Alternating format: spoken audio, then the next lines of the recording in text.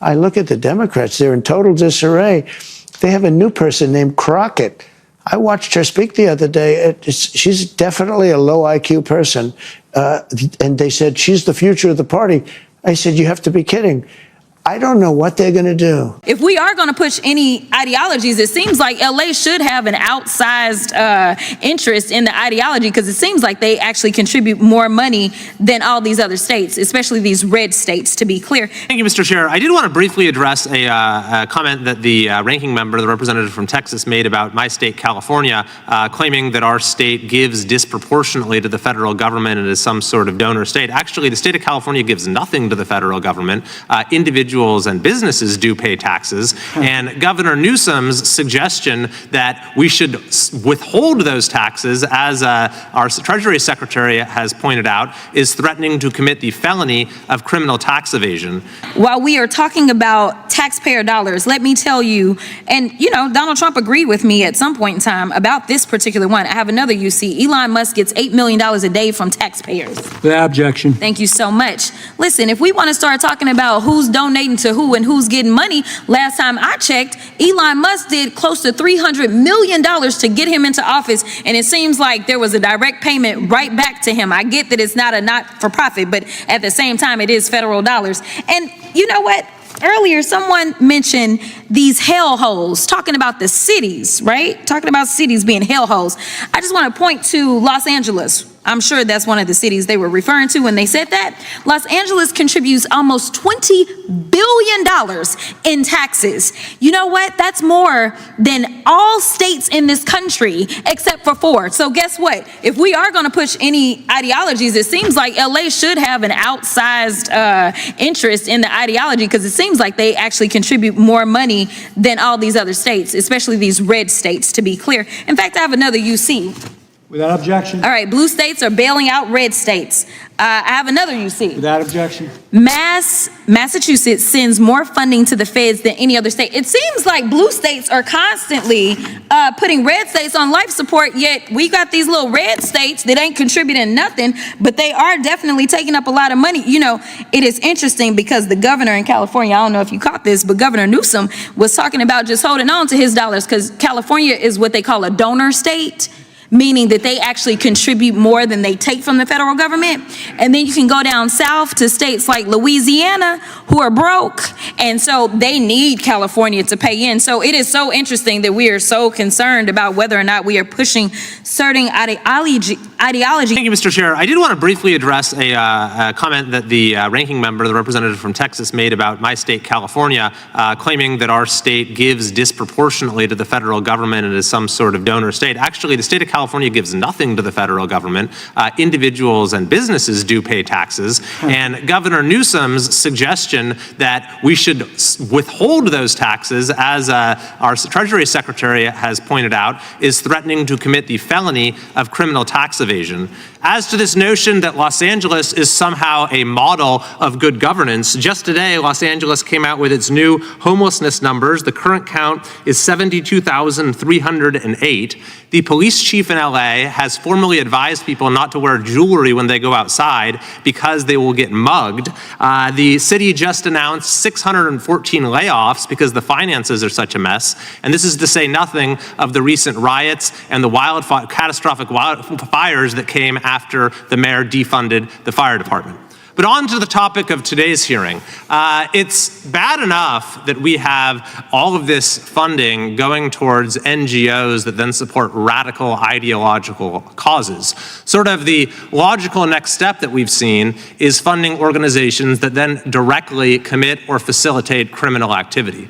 And this is exactly what we saw with respect to the recent riots in Los Angeles, where you had a group known as CHIRLA, the Center for Humane Immigration Rights Los Angeles, that played a central role in organizing the riots. They made use of a hotline through Signal where they would inform rioters at any given moment where ICE personnel could be found, so those individuals could then converge, they could disrupt their operations, they could use commercial dumpsters as battering rams, they could assault officers, and so forth. CHIRLA, by the way, has been implicated in other ways in all of the recent chaos that we've seen. For example, the incident where tire spikes were used to disable the vehicles of Border Patrol.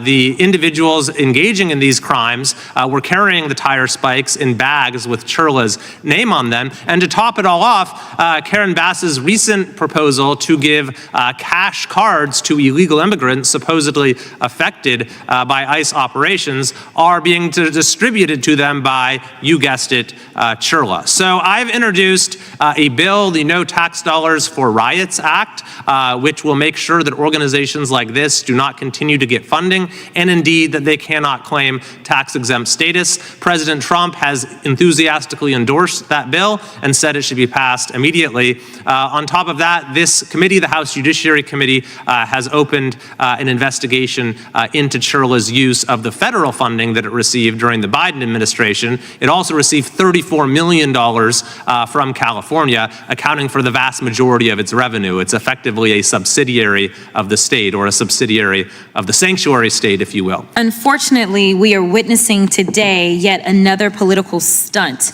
plain and simple. Republicans are here drawing a clear line in the sand. They will stop at nothing to advance Donald Trump's agenda and the dangerous blueprint laid out in Project 2025, even if it means targeting the very groups that are working to protect our communities and support our law enforcement agencies. Let's be clear, my colleagues across the aisle have shown little to no interest in working with Democrats on real solutions for the American people. Instead of addressing pressing civil rights issues constituents actually care about, like wrongful deportations of U.S. citizens, ongoing efforts to undermine voting rights, or the serious flaws in our criminal justice system, this committee is spending its time holding a hearing with a title that sounds like it was ripped from a conspiracy blog. This hearing, how leftist nonprofit networks exploit federal tax dollars to advance a radical agenda. Really? I mean, when I listened to you, Mr. Chairman, who I do respect, I heard you say things about why is it that we're giving money in other places?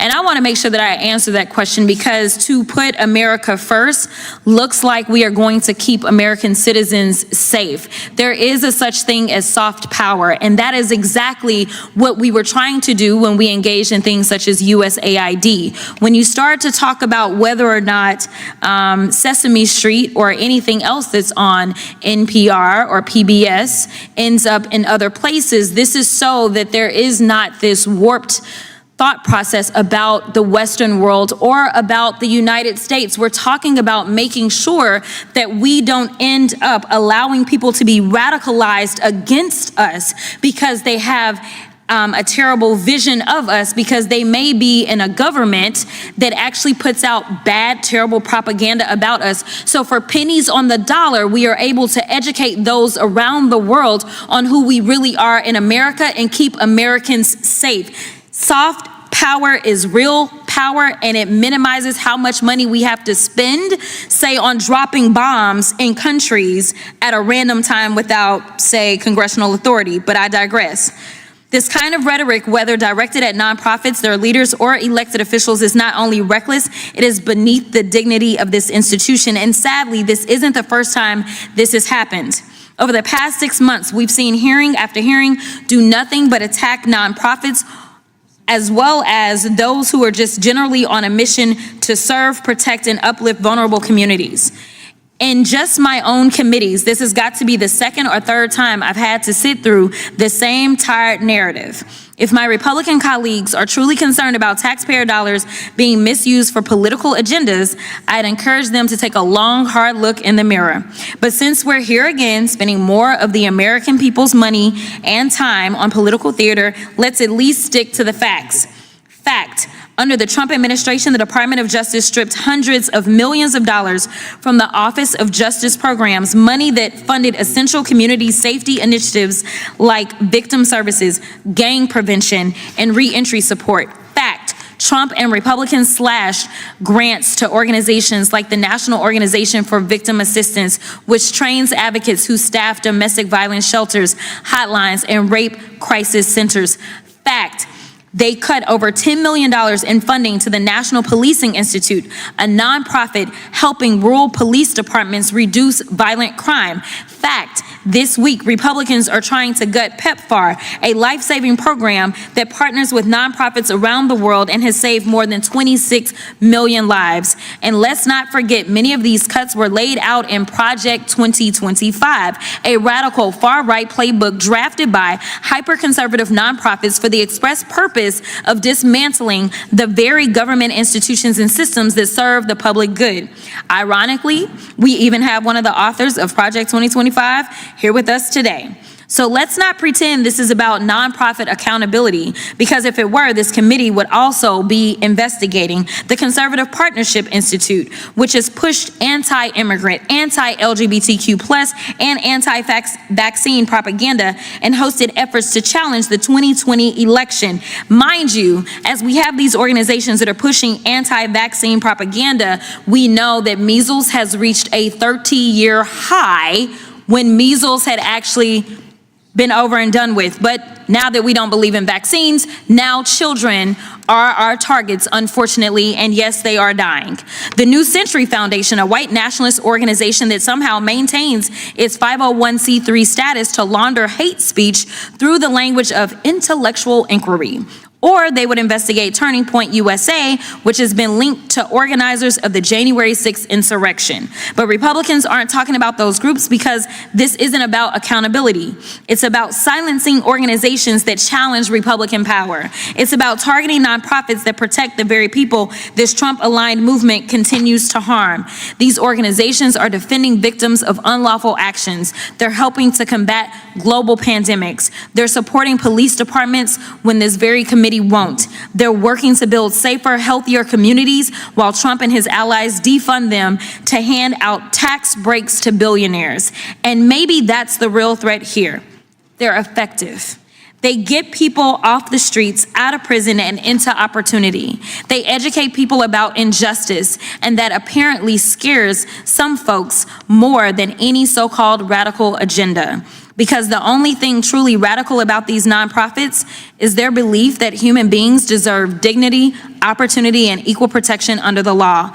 Values my Republican colleagues seem to have forgotten, along with love thy neighbor. So instead of demonizing the groups trying to do right by our communities, maybe we should be asking how to support them, how to ensure taxpayer dollars reach the people who need them most, because this hearing should be about public safety, not political vendettas. Until that happens, these hearings are doing more harm than good. Thank you, Mr. Chairman, and I yield back. That's all for today. Thank you. If you want global news to keep you up to date on any new developments, please subscribe our channel and forward our content with your friends on social media and email. Thank you very much for keep supporting me. Stay safe, be blessed. Namaste. Thank you, God bless you, and God bless America.